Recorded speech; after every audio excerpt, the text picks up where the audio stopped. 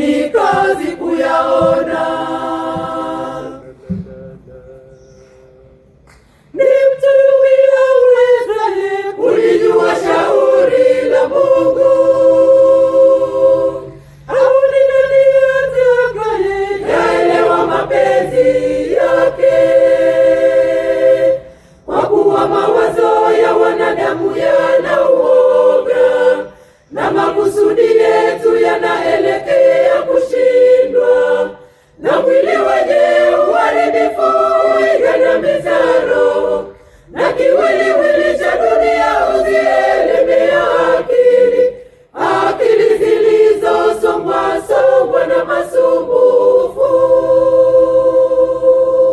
Kwa kuwa mawazo ya wanadamu yana uoga, na makusudi yetu yanaelekea kushindwa, na mwili wenye uharibifu huigandamiza roho, na kiwiliwili cha dunia huzielemea akili zilizosongwa na masumbufu.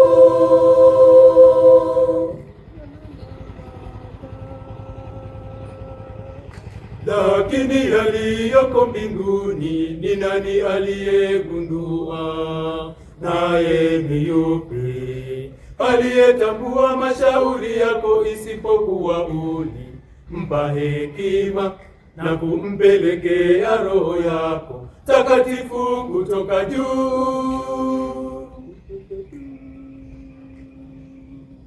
Ni mtu yupi awezaye kulijua shauri la Mungu? Au ni nani atakaye yaelewa mapenzi yake? Kwa kuwa mawazo ya wanadamu yana uoga, na makusudi yetu yanaelekea kushindwa, na mwili wenye uharibifu huigandamiza roho, na kiwiliwili cha dunia huzielemea akili zilizosongwa na masumbufu.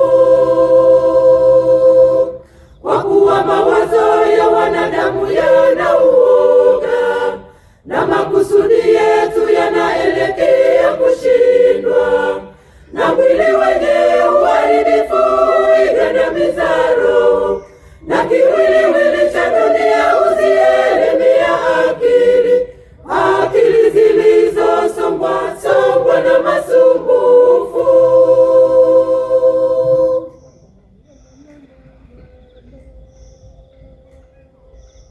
Ndivyo mienendo yao wakaao duniani ilivyosafishwa, nao wanadamu walivyofundishwa ya kupendezayo hata kwa hekima, wao wenyewe waliponywa. Ni mtu yupi awezaye kulijua shauri la Mungu? Au ni nani atakaye yaelewa mapenzi yake?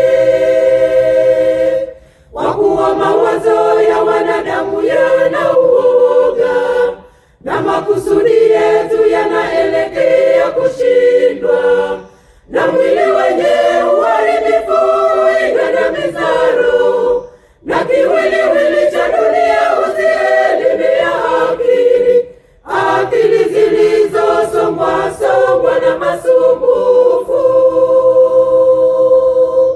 Kwa kuwa mawazo ya wanadamu yana uoga, na makusudi yetu yanaelekea kushindwa, na mwili wenye uharibifu huigandamiza